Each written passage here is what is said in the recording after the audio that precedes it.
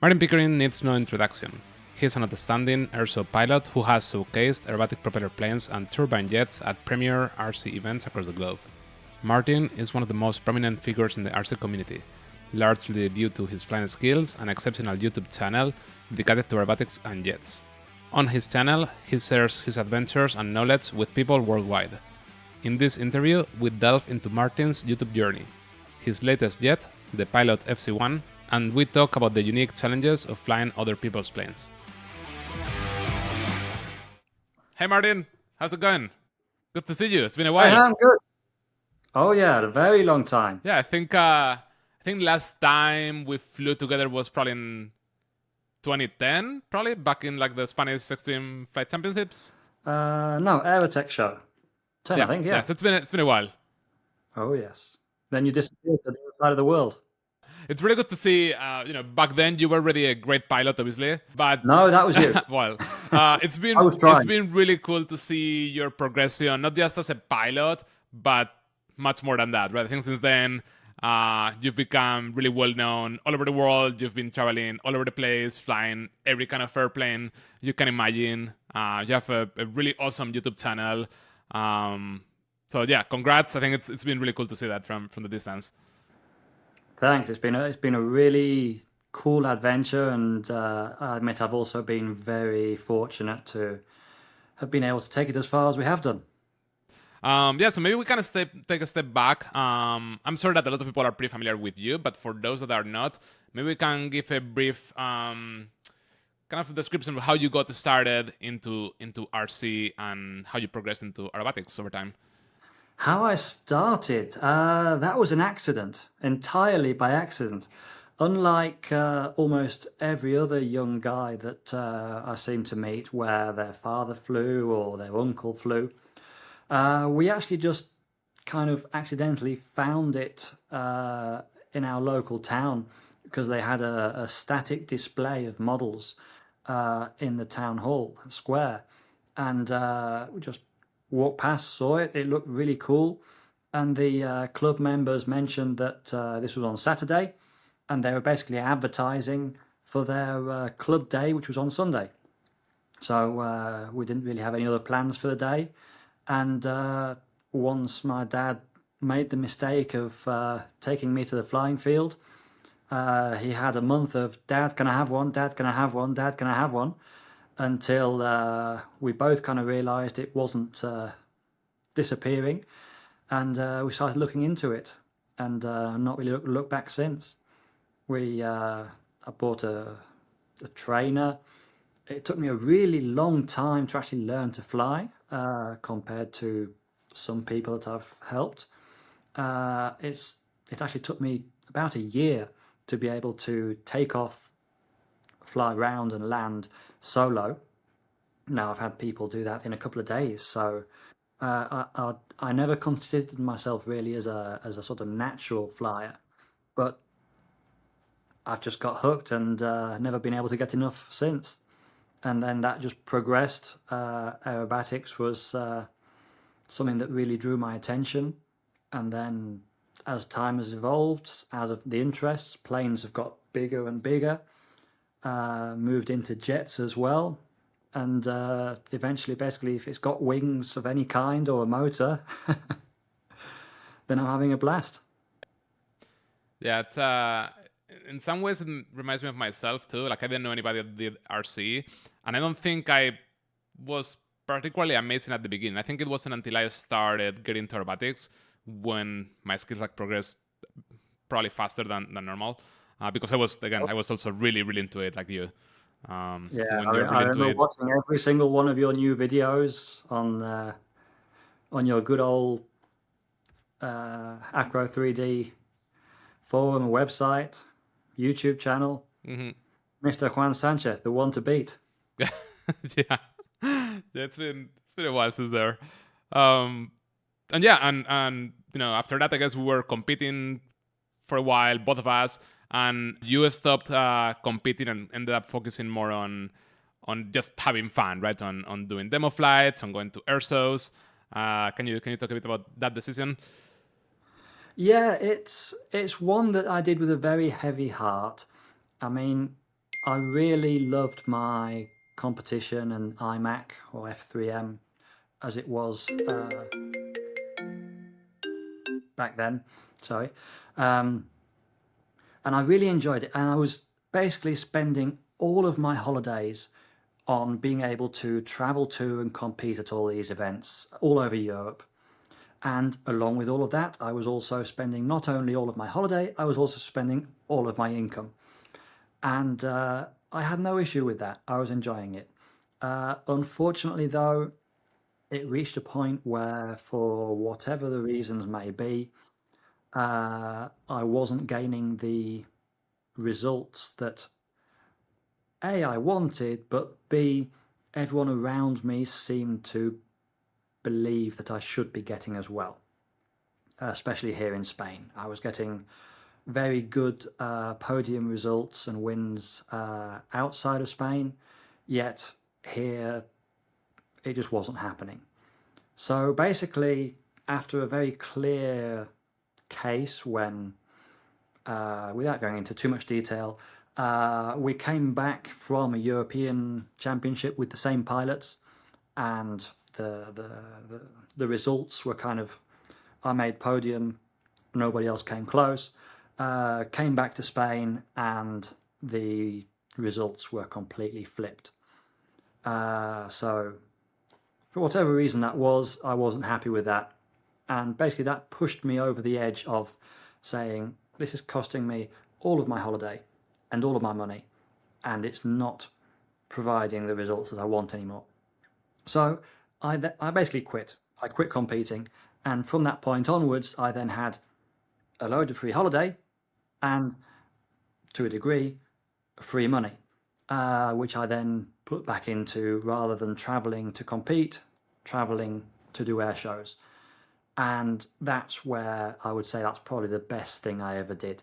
It really snowballed very quickly from that point on, from air show to international air show, to doing my first air show overseas outside of Europe in China. And then it just one after another, and it's been brilliant ever since. I know, and I'm quite sure that I wouldn't have been able to do any of this had I not first done the iMac and the competition. I do believe that really helps you fine-tune a lot of the flying.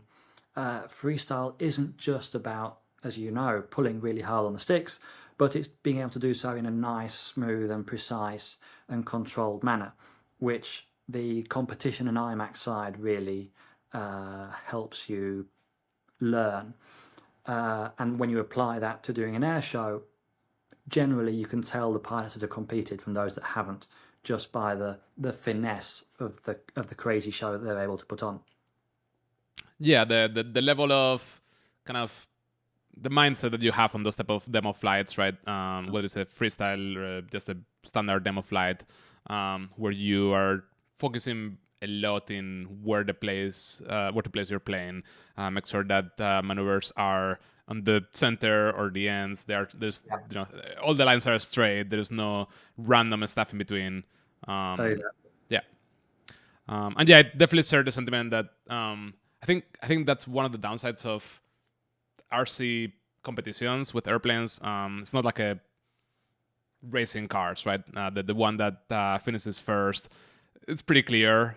Even then, sometimes there's like some disagreements. For the most part, the one that comes first is the winner. I think in aerobatics, it's not as straight cut as that, and sometimes that can be tricky. Yeah, it's a lot more subjective. Yeah. And it's often, I think, overly classed as intentional.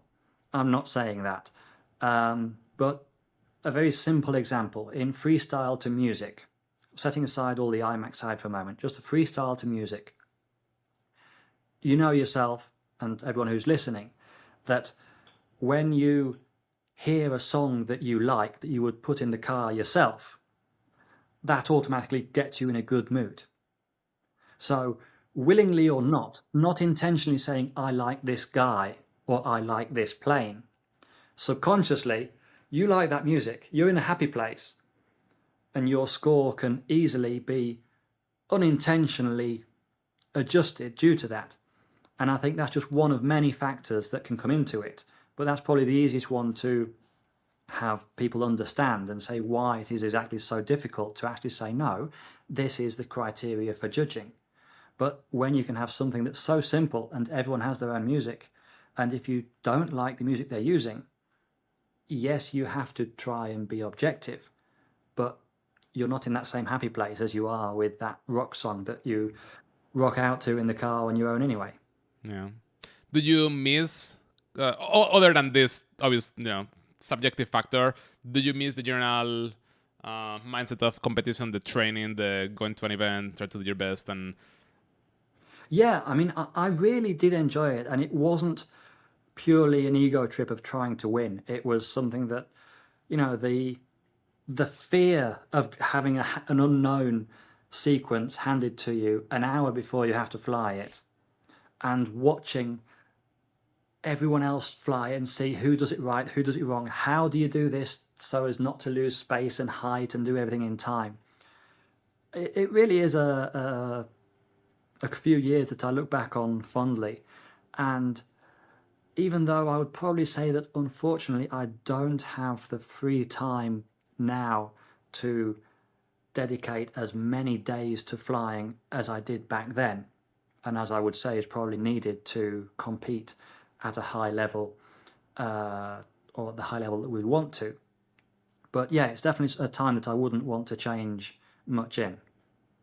have you done any kind of music-based freestyle since you stopped competing? Have you done any like designing a freestyle and using it in some airso, or not since then? No, it's a surprising one. Normally, no, and unfortunately, I've kind of gone away from that even more intentionally than I probably want to recognize, for the pure reason that I have a YouTube channel that I try to upload to regularly, and as part of appreciation for many of the shows that I go to that help out, I try and get them as much exposure as possible, while also of course, uploading my own flights. YouTube hates popular music, so kind of if I prepare a freestyle and then fly it at the air show and then film it, I can no longer upload that to YouTube. I can no longer include that in the appreciation video for the organizers of that event. So to a degree, I've kind of stepped back on the whole music thing for that reason as well. However, especially when I'm here at my home flying field, normally when I'm flying, especially on the prop planes, 9 times out of 10, I'll have my AirPods in, rocking out, and just having a load of fun. And if the music suits, then yeah, we'll have some improvised freestyle going on, even if nobody else knows behind us. Yeah, even at air shows, many a time, especially on if you have one of those days where for whatever reason you're feeling just that little bit more itchy or nervous, and you know that you've got those 3 guys behind you that are your best mates that are going to be shouting at you to do stupid stuff. AirPods, music, and just zone in. Yep. Yeah. I definitely get the concerns with YouTube and the music copyrights. I've run into that problem. I know when I went to the Tucson aerobatic shootout in 2019, I was pretty excited to see my flights there, and I think the day after the videos were either taken down or muted because everybody's using popular music, right? Yep. And obviously we're not paying the artists for that, so that's too bad. That's the thing. I'm okay if a video gets demonetized because of popular music. That's fine. I understand it. But at least leave it on there. Yeah. Don't start taking it down or start sending emails saying, this video is now no longer available in 87 countries. It's like, I spent a week editing that. Well, let's talk about your YouTube channel. So right now, I believe you have a bit over 30,000 subscribers. But more importantly than all of those things, I think for me, what's really special about your YouTube channel is that you're actually making really good, high-quality RC videos, both around covering events that you went to, as well as doing product reviews or tutorials that I know that people really appreciate for learning purposes. And I believe there is very little content like that at the moment. That's one of the reasons why I started Skybound, also to try to add my little contribution there. So that's really cool to see. I think definitely we do need more of that. Yeah, thanks. It's taken a very long time to get to the numbers that we have now, and it's surprising. I mean, I've seen, as you say, the number of channels that have crazy subscriber numbers that I admit I would love to have. And I think, like every YouTuber, we're aiming for that silver plaque of 100,000 subscribers. But it's a lot of hard work, and trying to, I say, the subscriber thing, it happens organically. There's nothing you can do really to push that. But the video views, once you've been doing it for, well, too many years now, probably, you kind of have an idea of hopefully what kind of video is going to work. I'm not saying I'm good at it, because otherwise I'd have hundreds of thousands of views per video rather than tens of thousands of views per video. But you kind of have an idea of more or less what works for your viewers, and especially the day that it's published, in the first 24 hours, you kind of can see the evolution of, okay, this video is going to be doing really well, or this video is bombing. So it's a real challenge to try and find that balance, because I mean, I enjoy doing the tutorials. It's probably one of the kind of videos that I get most comments about when I go literally anywhere. I mean, it's very humbling to go to a country that you've never been to and have people know your name and bring up a specific video that they remember watching, that you helped them without even knowing to set up their Powerbox or program something. That's really cool. They're also the videos that do the worst. I mean, you get very few views, because unless it's someone that has that unit, is interested in buying that unit, they have no interest in viewing the video. And if they do have it, they're going to skip forward to the bit where they can't figure out why something isn't working. They're going to see that bit. And YouTube, at the end of the day, is a business. Not me. YouTube itself is a business.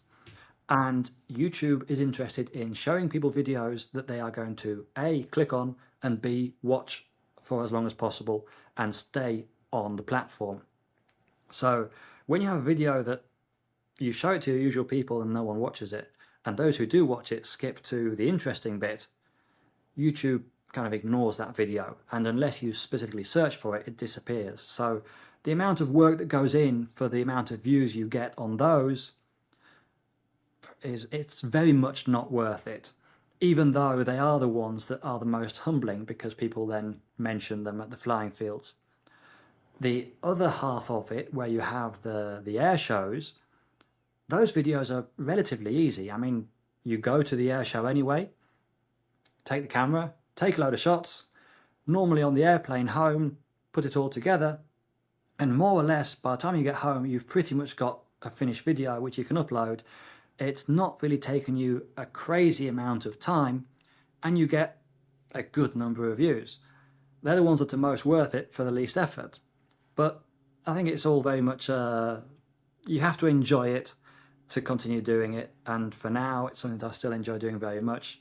As we were mentioned off air before we started, I've actually been filming what I think is going to be a really cool video this afternoon, which I hope to release probably in the next week or so, where we actually filmed a television advert for a Spanish airline, and the experience is one thing, because of course it's an advert for TV and a big production value.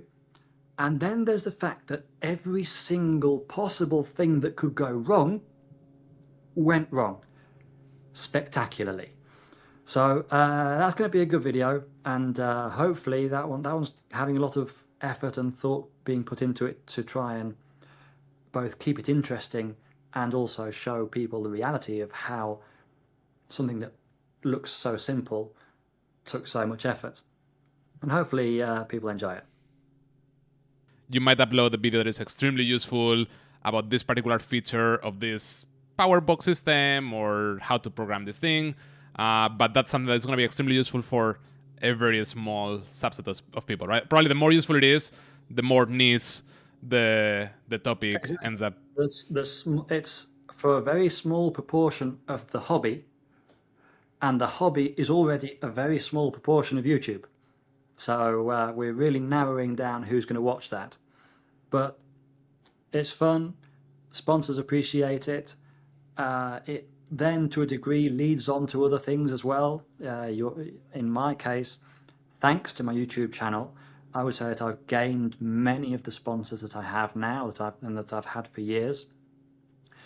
Because, I'll say, probably a common misconception is that to be a sponsored pilot, you need to be the best pilot. And that's very much not the case. To be a sponsored pilot, you need to be able to provide more value to the company and to the brand than what they are assisting you with. If you can get them loads of exposure, you're going to be a highly valuable sponsored pilot to them, regardless of if you're Jay Stussio or not. Yeah, no, 100% agree. At the end of the day, companies won't return their investment. They don't really care that much if you're an amazing pilot or you are just an okay pilot that does a really good job explaining their systems and helping people out. You probably will need some level of skill, whether it's on the flying side of things or in the building or setup, obviously. But that's definitely not it's not the reward for your flying skills. Yeah. Yeah, no, I think you've definitely been doing a great job, and I think you've also been able to get some really big names behind you, right? You have like Powerbox, you have MKS, you have JetCat, some of the best, very best brands.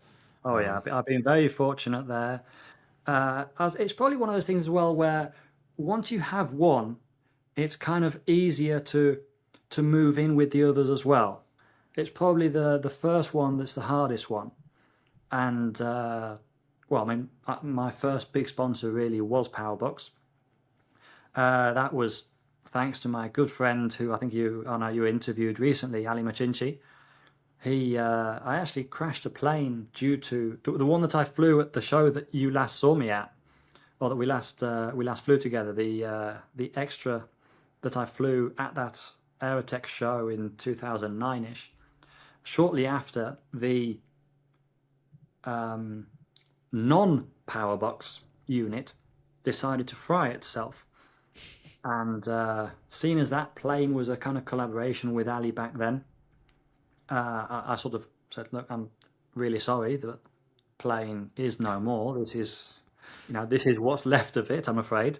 This is what's happened. And basically, he put in a good word for me at Powerbox, and never looked back since. Still with them now, 13-ish years later, and a load of big brands have followed them. So very, very lucky. Do you have, other than that, like shiny YouTube plaque, do you have any other kind of goals, aspiration for your YouTube channel? Is there any like different content? Is there anything that you are hoping to get to someday with your channel? Really, just grow what I'm doing at the moment, really. And I mean, I think there's so many different ways to create great content on YouTube. I mean, just for a couple of examples, we have Rami RC, who's doing an absolutely stellar job with producing RC airliners, and he's got millions and millions of views and subscribers, and he's working even with Airbus now. You have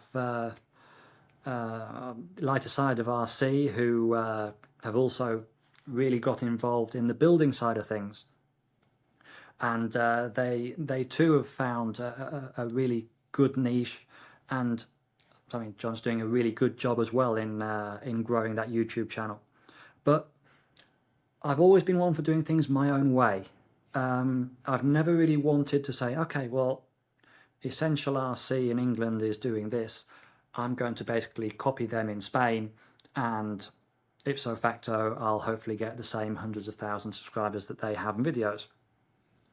And the same for these other guys that we've mentioned and so on. I like to find my own way because if I do only building videos, I get bored.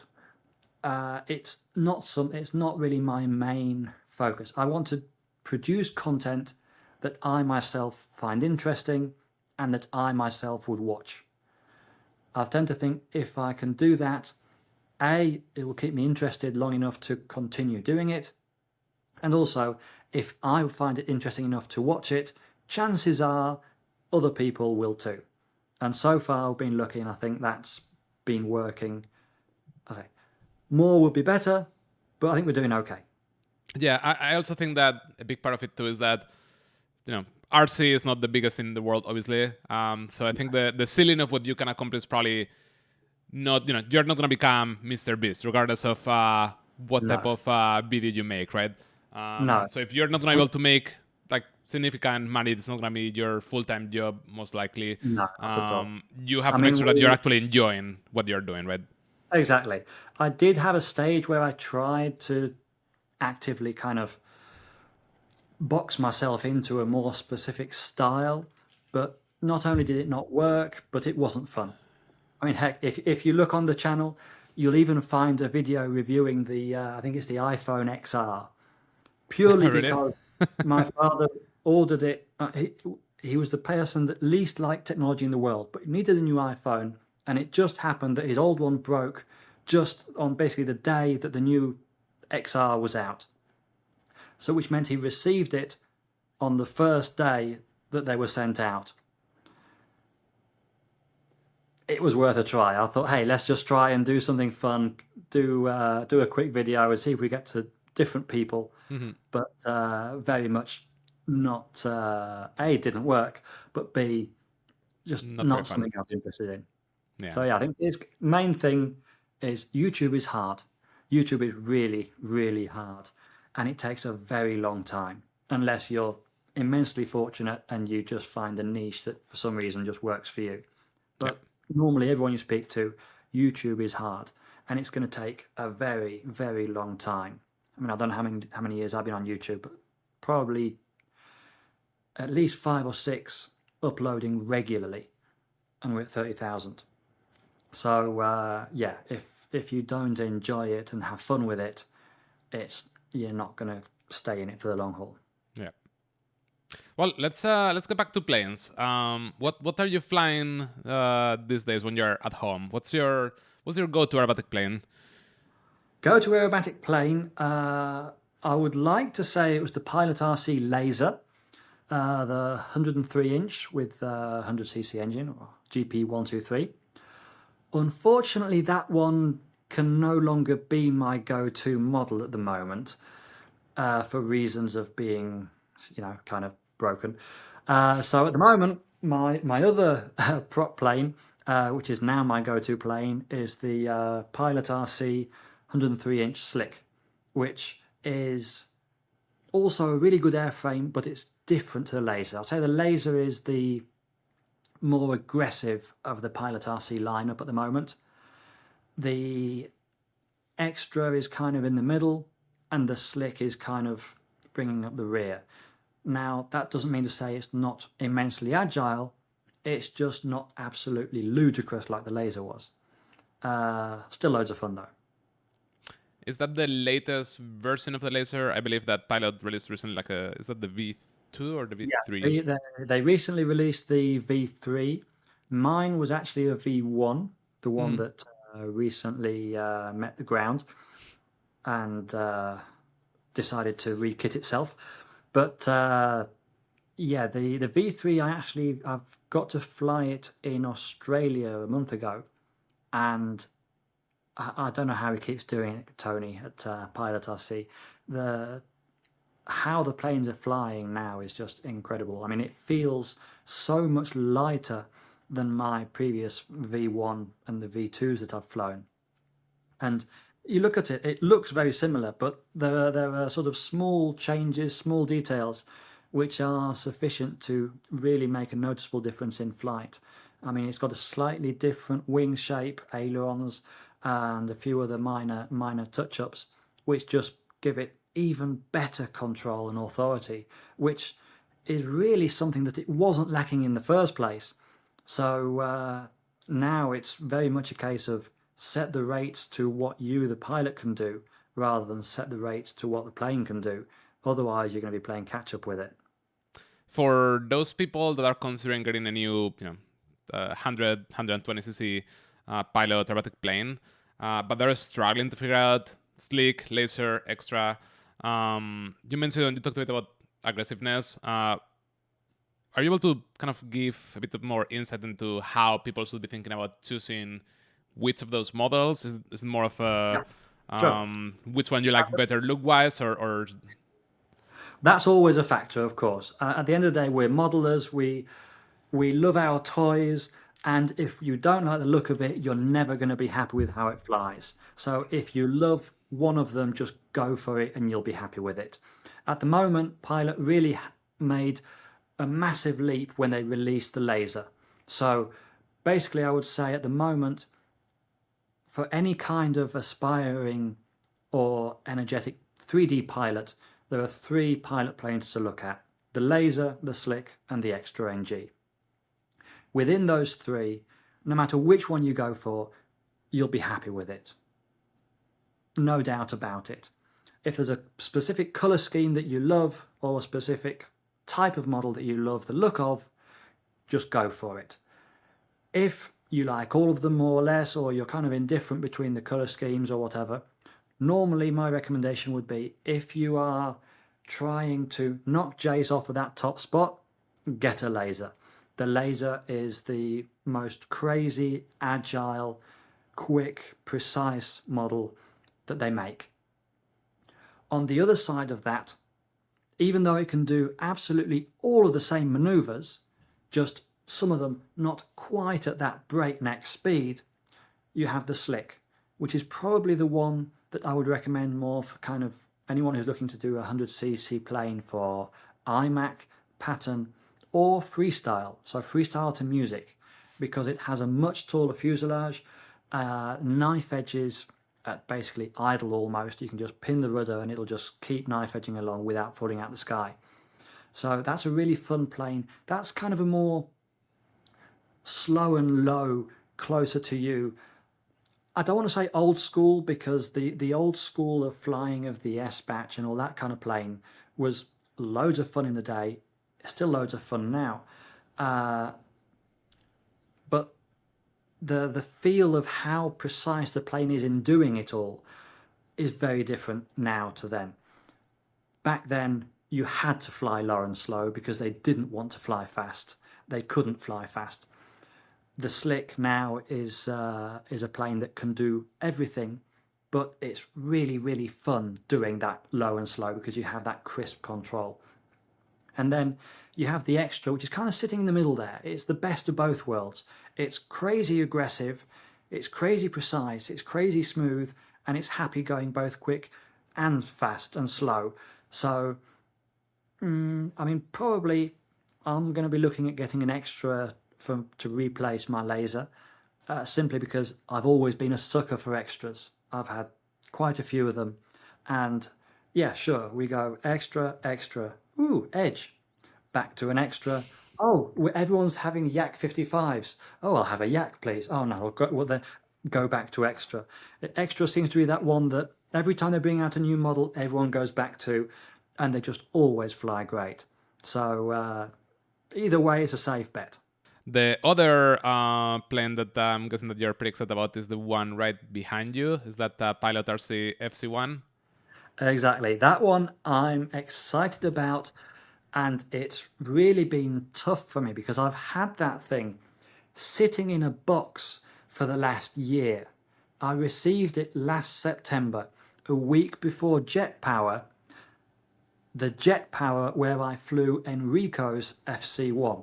So Enrico and Ralph are the 2 guys that designed and produced the first versions of the FC1, and they then sold the molds and the rights to Pilot RC. So having the chance to, I mean, I've always loved the look of the plane. My first jet was an Ultra Flash, and I painted it in the color scheme of the Swiss F5. because the F5 has always been my favorite jet. This thing is basically the Chinese copy of an F5, same as the J10 is the Chengdu Chinese copy of the Eurofighter. So it has the looks of the F5, it can do all the aerobatic maneuvers, and it's got a vector pipe, and it's been made light, so it can do all the crazy stuff that the J10 can do without all the downfalls of not really being able to do knife edge well because it's a Delta. So I was really excited to order it as soon as it came out. I was really excited to receive it, and then after flying it at jet power last year, I was even more excited to have my own waiting for me back here because it flew as good as I hoped it would. The one I flew had a JetCat P220 RXI in it, and it flew well.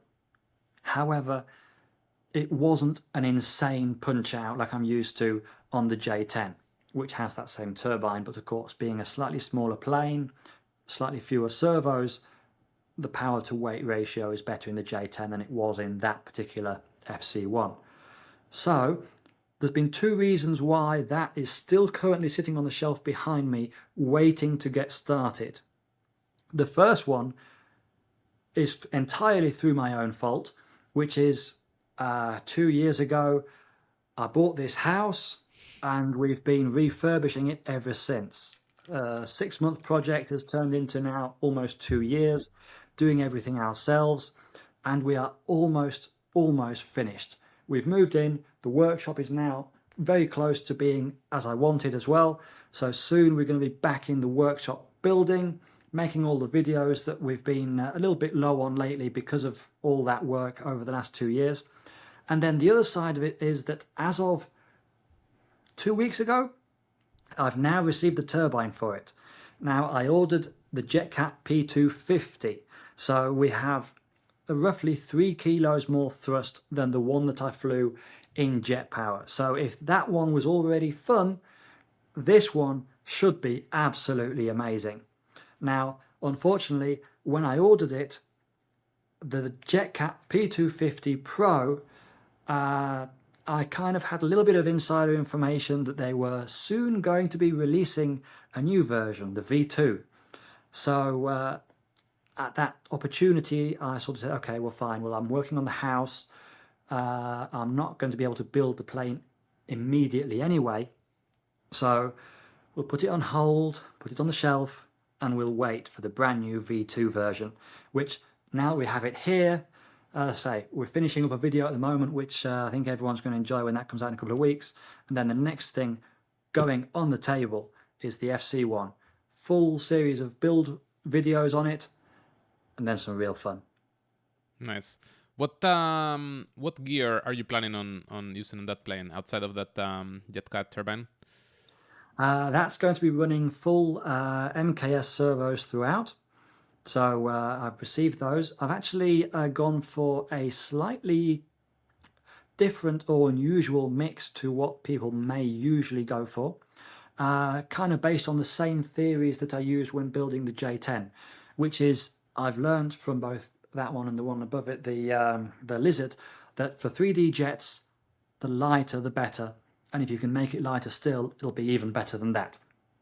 So I've actually chosen a number of the servos not based on torque or speed, but based on weight. MKS actually have a servo, I should probably know it by now, I think it's the DS 1210 HV, that sounds about right, or 2210 HV, which is metal gear. It's I want to say about 18-20 kilos torque. It's quite quick, but it's around 25 grams lighter than any other servo. So sure, I'm going to be using bigger servos on the flaps, so some HBL 550s, and on the vector thrust as well. But all in all, trying to keep it nice and light, trying to keep it with that amazing, crazy, insane power to weight ratio that we've been able to achieve in both the J10 and the Lizard. And once we can achieve that, it's going to be a heck of a machine. That's really interesting. It's the first time I think I've heard anybody talk about weight of servos in a jet. I think that the only time I've heard that is when you're making a tiny foamy, right, to fly indoors. Well, the thing is, you have 10 servos, Yeah, it's a 20 to lot. 25 grams each. You have a quarter of a kilo. Add into that a number of other things that you can do to keep it light. So avoid at all costs any kind of trays, any kind of extra accessories, any kind of supports. You know, glue things into the fuselage. Use small pieces of wood, just enough to take the screw, and glue all of that into the fuselage. All of that adds up quickly. I mean, you may have seen the video lightening the Lizard. The Lizard is the 3D jet from SAB. This one, mine has a JetCat P130 RXI in it, so 13 kilos of thrust. The plane itself, I didn't unfortunately weigh it before starting, but it's advertised at roughly 8 kilos takeoff weight dry.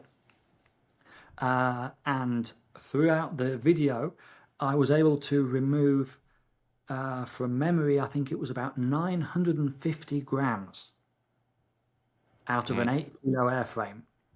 So the difference in how that thing would sort of not only fly, but doing all kinds of flips and spins and the Harriers and the hovers, everything was done with so much of a lighter wing loading, it really transformed the plane.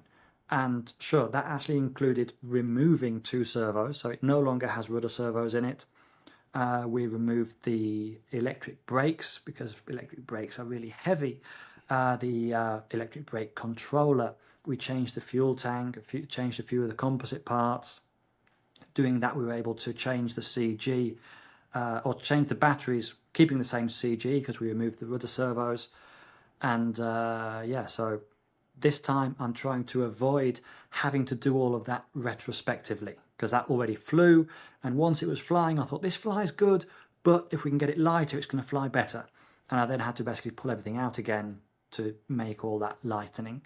Whereas in the FC1, I know I'm going to end up doing it again, because I kind of said, you know, I fly for PilotRC, so I am going to try and keep it stock originally. So no stupid nonsense to start with. Translate that as not pulling the Dremel out and removing parts. But if we can try and keep the weight down in the additional components that we add, well, when I undoubtedly end up trying to lighten it later on, we'll have less to do at least. Mm-hmm. How hard was it for you to transition from, you know, prop plane 3D flying, mainly, you know, I guess Harriers, hovers, to those type of maneuvers on this type of jets? Seems like it's That probably was, fairly different. yeah, it was really funny because I had zero interest in jets. And when I say zero, it was, you know, it was frozen, zero, nothing at all. And a friend of mine from the club bought a jet. And he basically said, look, I've bought a jet. I need to go collect it. And the guy's going to teach me to fly it. But I'd like you to come with me because you're probably going to pick it up quicker than I am. And that way, when we get back here, rather than him having to struggle on his own, in theory, I can have learnt it and then I can help him. So, sorry, I'm just so not interested. And he repeated the offer a couple of times. And the bit that he kind of missed out initially was that the plane had been bought from JetCat Spain in Mallorca. So his plan was, let's go to Mallorca for a weekend and do some flying over there. So I said, okay, sure, I can go to Mallorca for a weekend. And if we happen to fly a jet while we're there, well, bingo. Anyway, so we got there. We met with Sebastian, a guy who still runs JetCat Spain today. And he explained everything to us. We went through it all. And I'm very much going through the motions. I wasn't particularly interested, but I knew that this was an expensive toy and I wanted it to work well for my friend. So I was paying attention and understanding everything. And we get to the flying field and the guy flies it. It was only a boomerang Elan trainer, so it was easy to fly in theory. but with zero experience with jets, zero experience with flaps or landing gears or brakes, it was a lot to take in. He flew around, landed, and then he said, okay, next flight, you're going to have a go. We looked at the radio. I fly mode 2. He flies mode 1.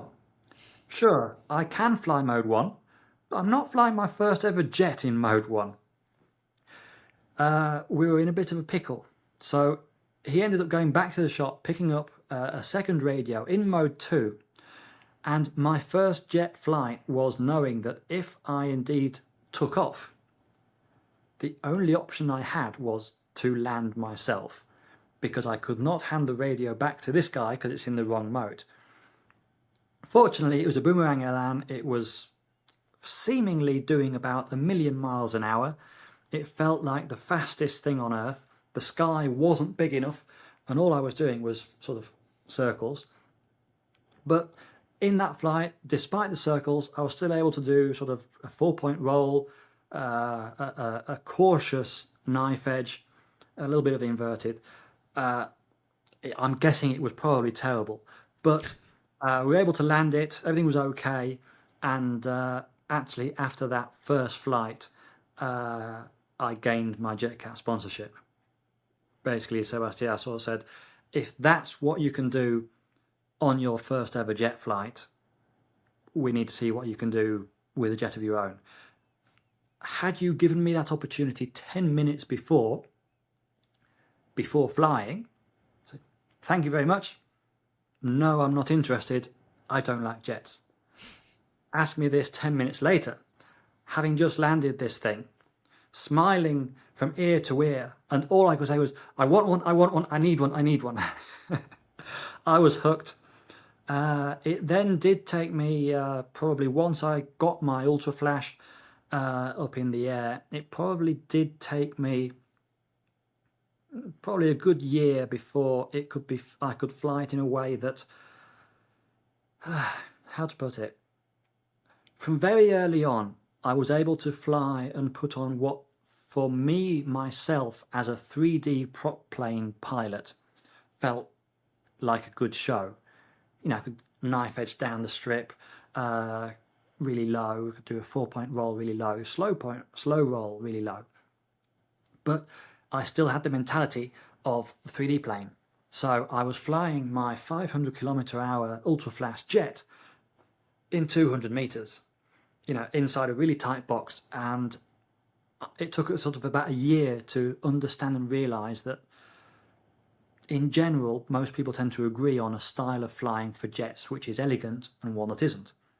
And even though I was sort of pushing the limits as far as height was concerned, my flight was far from anything elegant.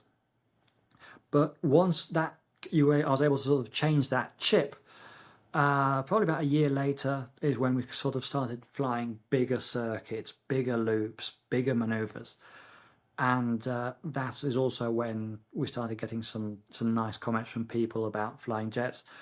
And it's sort of, again, it's snowballed from there. I would say, again,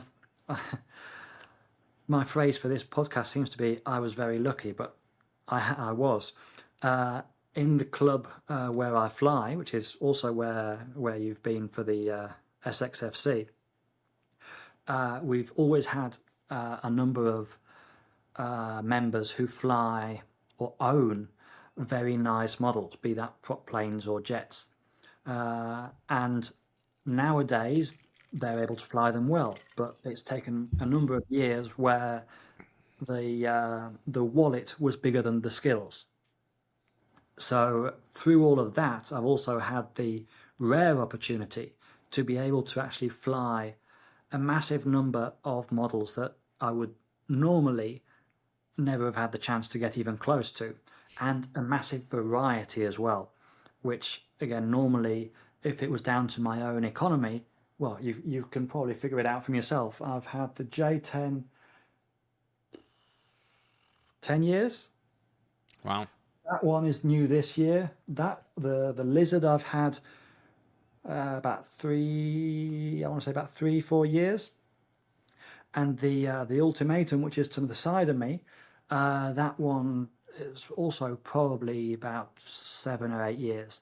So it's an expensive hobby, especially when you travel about a lot. So there isn't much left over for new toys. So you can see I have one Sport 3D jet, one soon-to-be Sport 3D jet, one Sport 3D jet, and one Sport jet.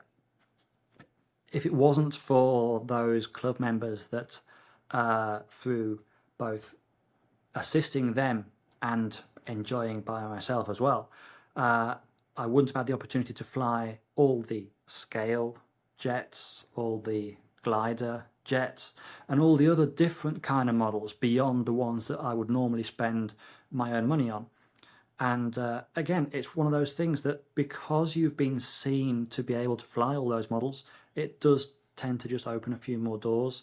And because of that, I've been very lucky to get to a number of shows where we haven't had to send one of our own models because we've done it. We've learnt exactly how stupidly expensive it is, and it's not feasible. But because you are able to fly to a degree any kind of model, you're able to rock up at an event where people know you and are crazy enough to trust you, and it becomes a lot easier. Yeah, and speaking of, when you go to those events, you obviously very often will get, here's the transmitter, go put this up with my plane, enjoy, Yeah. which is really cool. I'm sure that And scary. yeah, For definitely everyone. scary. I'm sure that often also you end up being asked to take a look at people planes, take a look at their setup, help them improve Right. their setup. So I'm sure you've seen a lot of really cool models, really well built. I'm sure you've also seen a lot of things that were not so good. So I'm pretty curious. Let's start with what are the most common mistakes that you see people making when either building or setting up their planes, either prop or jets. I'm guessing that jets are probably a bit trickier and there's more nuance to it. Yeah, it's difficult really to try and put your finger on just a couple of things. But normally you look inside a plane and rarely do you see a plane where you think, ah, this is, spot on. If we're talking jets, anything simple like seeing, okay, why have you got 3 Festo connectors in a single fuel line? It's just asking for possible failure points. Having plastic servo arms, that one's always brilliant, especially on flaps and things that have massive deflections doing 200 kilometers an hour. But as I say, trying to find something very specific, no, but you do often find silly things that you can point out to the owner, and all you do is actually physically point, and they already know what you're going to say. They can see it, but for whatever reason, just bypassed it, never noticed, never thought 2 times of it. And in that sense, it's probably all beneficial, not me, but anyone. If you just have someone every now and again say, "Hey, do you want to just have a quick look at my model and see what you think?" Not even necessarily fly it, just say, maybe I've missed something. And 9 times out of 10, you'll probably find something. And then, of course, there's the other half of it, which is the radio. Everyone has their own idea of how to set up a radio, and everyone tends to do it different to me.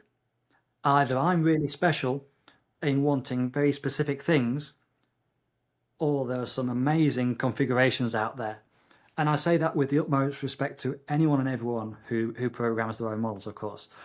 I mean that in the way that I always tend to claim that I'm rather stupid. So I need to keep things really simple.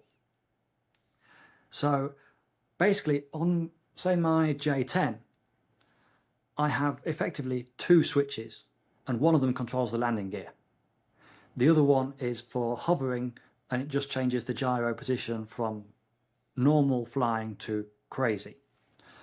The number of times that I get handed a radio for a J10, and we have one switch to turn the vector on and off, one switch to turn the gyro up, down, and off, one switch to change the rates, one switch to change the other rates, and so on and so forth. And you think, how am I going to remember 6 switches for a 4-minute flight when you're also trying to some degree, put on a show, have fun, get low, and, show what the plane can do? So 9 times out of 10, even in those cases where you arrive at a location and the plane is perfect, I'll normally duplicate the model in the radio. I'll never touch someone's personal program, so they can always go back to that later and it's as if I've never been there. But I'll tend to limit very much what the radio does and just keep it simple. Normally I fly with no dual rates, no flight modes, no changes in how the plane performs. Basically, I want it to always perform the same no matter what's going on. And if I have a switch, it's because the vector turns on, or the gyro turns on and off, but the vector is also always going the same for the same reason. If I pull elevator with vector off, it's going to be different as to when I pull it when it's on. So that's something else to think about. And because I'm stupid, I like things simple. So it's always on. So I'll set up this new model in the radio where we basically have one switch if it's a vector jet and no switches if it's a standard jet, other than, of course, flaps and landing gear. And just try and find a sweet spot where you don't have more throw than you actually use or need, and the expo is enough to make it feel comfortable throughout the flight. And then normally on the last day, if not before, but I try to say to the owner, say, hey, before I go, try the setup, see what you think, and just forget about all the switches. Just go fly and have fun. And 9 times out of 10, they enjoy it, and they actually enjoy flying that little bit more because they're not concentrating on, I'm going to fly fast, flip, flip, flip. Going to fly slow, remove, remove, remove. But of course, different mentalities, different ways. That's just mine.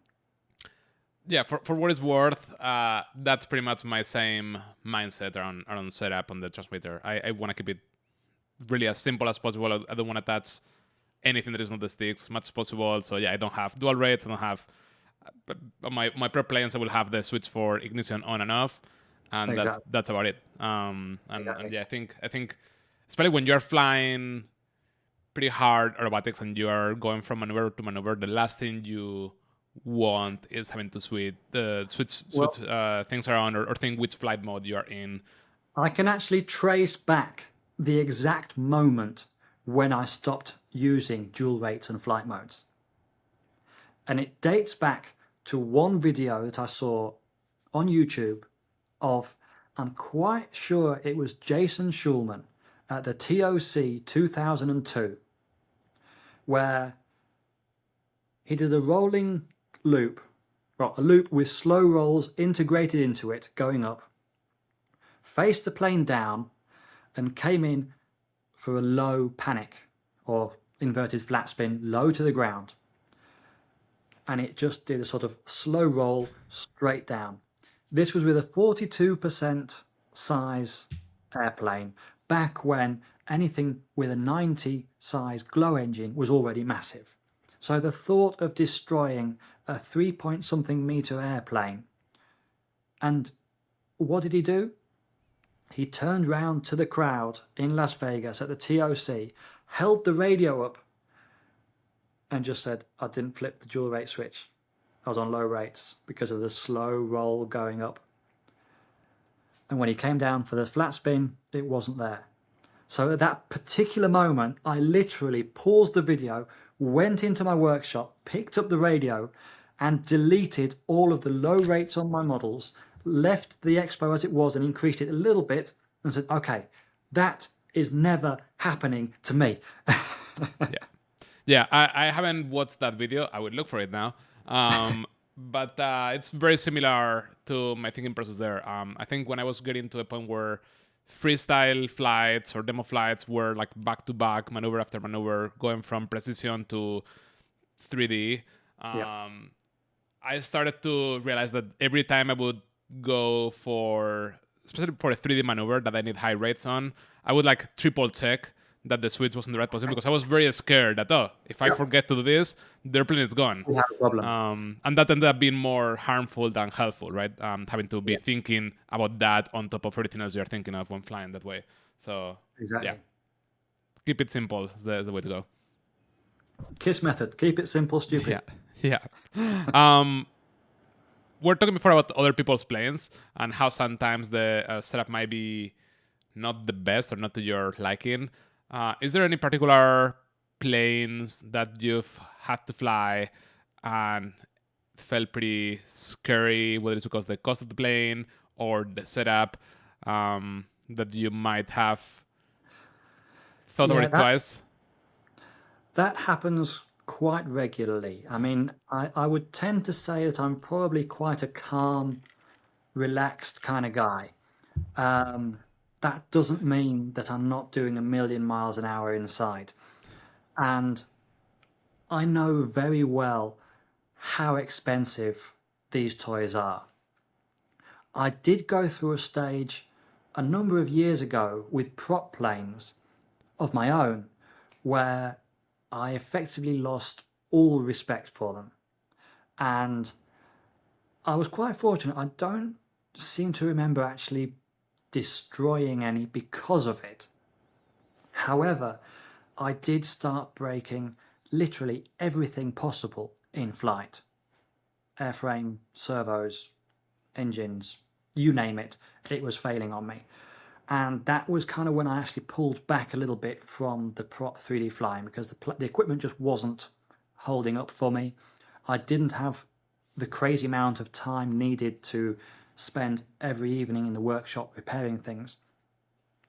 And basically, it's kind of from that point on, I would say, I've since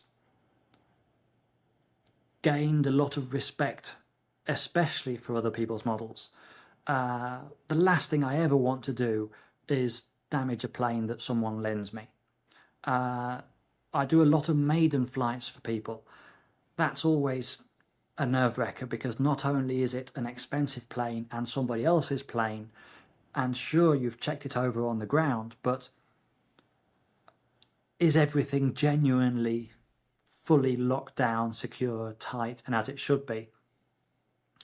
Or is something going to go wrong? Sure, a lot of people at that point tend to remind me and say, look, if it goes in with you, chances are it would have gone in 5 minutes prior with me, which they seem to think calms my nerves, but it doesn't. It just means that one way or the other, if that happens, we have a massive problem. And rather than you being upset that you've broken your plane, I'm going to be upset that I've broken your plane, and I'm going to spend the next week thinking, what on earth could I have done different to try and save this poor guy's plane? So I'd say borrowing planes, I love doing it because it gives me the chance to test planes that I wouldn't normally, and enjoy planes that I wouldn't normally.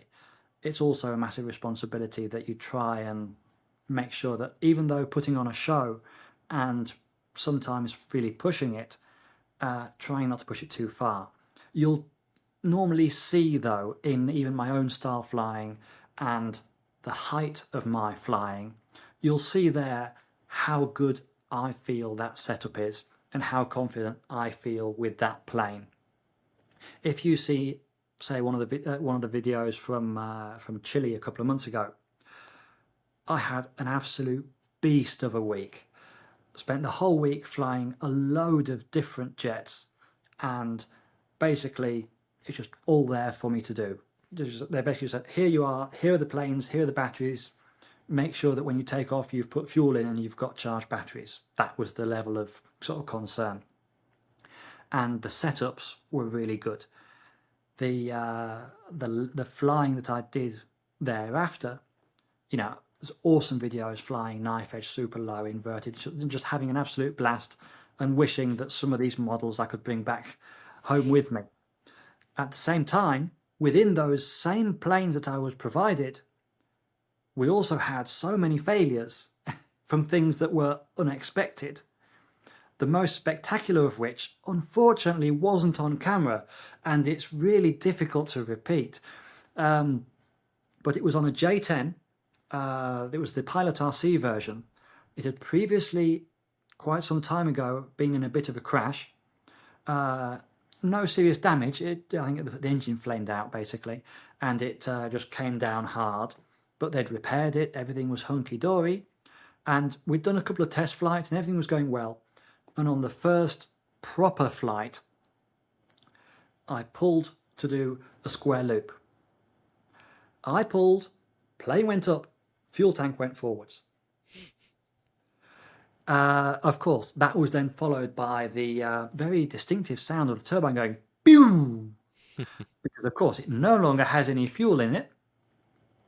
But yeah, so you never kind of know what you're going to find when you fly one of your own planes, let alone when you fly someone else's. On that occasion, obviously the supports for the fuel tank were secured.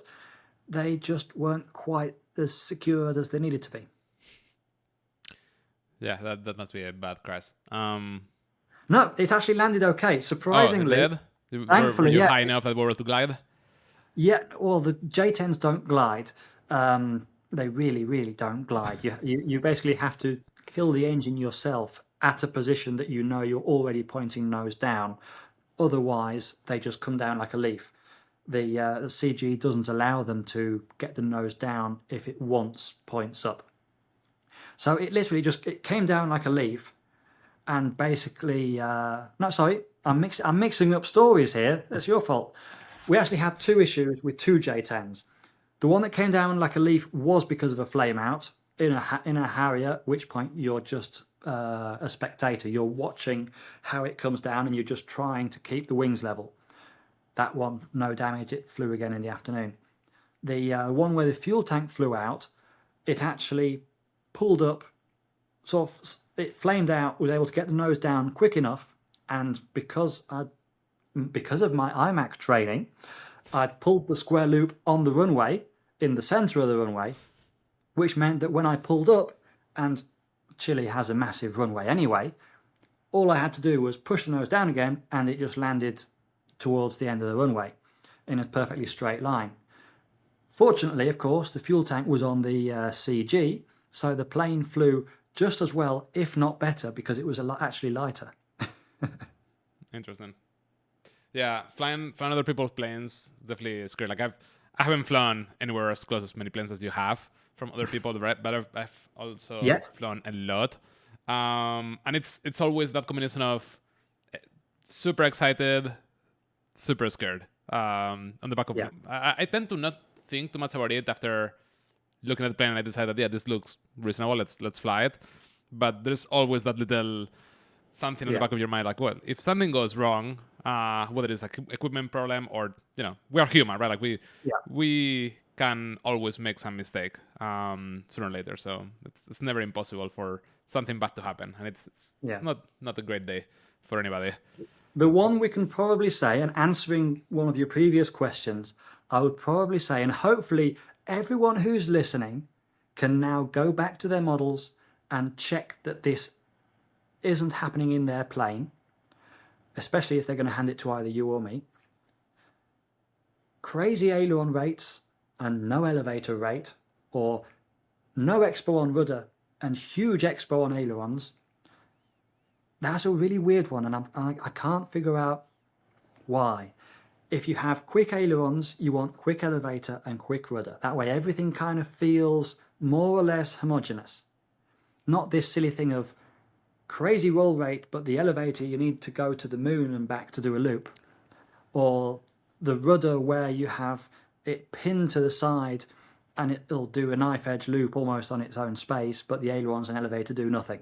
So try and keep the all three axes similar in response time, and both Juan and me will appreciate it when we eventually borrow your plane, and chances are you'll make it easier on yourself as well, because you're not being super careful on one stick while being super aggressive on the other, all for the same maneuver. Yeah. One thing I've seen a couple of times now that is kind of weird is like very high expo on things like ailerons and very, very low expo on elevator, which makes the Exactly. plane super, super twitchy. Exactly. And don't be afraid of the numbers. If you need to use 95% expo to feel comfortable, use 95% or 93 or 97. It doesn't need to go 80, 90, 100. You can use Yep. 86, 87, 89, 93, or 23, whatever you feel comfortable with. But yeah, try and keep it more or less in the same kind of ballpark on all three. And don't be afraid of going high on expo, especially with this like high rate, 3D planes, especially. Exactly. Sometimes I see people that think that large expo values are bad or mean that you're a bad pilot and you need the babysitting of the from the transmitter, and that's No. definitely not the case. When you with such I'm large the first one that surfaces, uses a decent amount of expo, and it just helps. yeah. Although, do you remember our friend from here in Spain, Jorgito?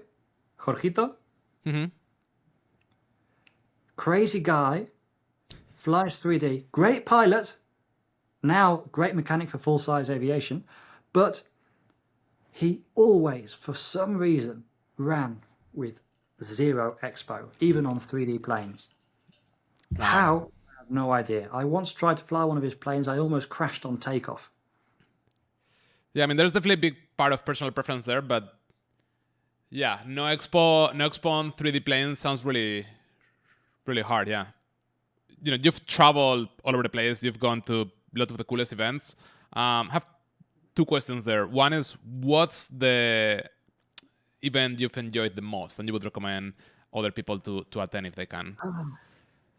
I get that question very regularly, and I never really have a proper answer. I tend to enjoy everywhere I go, for the reason of location, of models, or people. I mean, the Joe Knoll, for example, you're in the USA, so we'll go with the Joe Knoll. The Joe Knoll is an amazing agglomeration of like-minded people, pilots, friends, and you don't get that anywhere else in the world where that amount of people, planes, runways, planes in the sky at once. Amazing. Then you go to other locations. For example, we go to Chile. The event in Chile was, or is, it's the most amazing location. Anyone who hasn't seen the video, I'll plug it here now. Go to my YouTube channel and check it out. It's one of the more recent ones, and it's a club that started the current location with $12 million in their bank account. The location is a modeler's paradise. It's pretty mind blowing. I want to move to Chile just because of the club. Exactly. Because of the club, it's already amazing. It's then great people with great models also make it a great event. But I could find something special about everywhere we go. I mean, we've just come back from Australia. It's the human warmth that they have over there, even though it's a much smaller event at a large location, it's still so much fun just to hang out with the guys, ripping each other new ones because that's just how the Aussies are. But and then anything going back to Europe, I mean, you have Jet Power, where you have all the biggest manufacturers in the world all in one place. And sure, the first year you go, it's absolutely spectacular. But if, like me, you've been going for the last, I don't know, 7, 8, 9 years, you know everyone, so it's even better. The same happens when you go to Western Park. You know everyone, so not only do you have the crazy location, the amazing airplanes, but at the end of the day, wherever we go, we find friends. It's always fun. Is there any event that you haven't got a chance to go to yet, but you would like to? There's a couple, yeah. I mean, Kentucky Jets is one that I think is really growing, and I'd love to get to. There's a couple more over in the US and in South America that either don't happen every year or would like to try and get over to. But yeah, any kind of opportunity, and we'll be there. We need to find something here in California and bring you and hang out. Sounds good to me. Do a video, do something like that. California, Yeah. we had a couple of close calls of trying to get to Canada. That one would be really cool, even though they're your enemy neighbors. I'm not sure if you're that American yet, but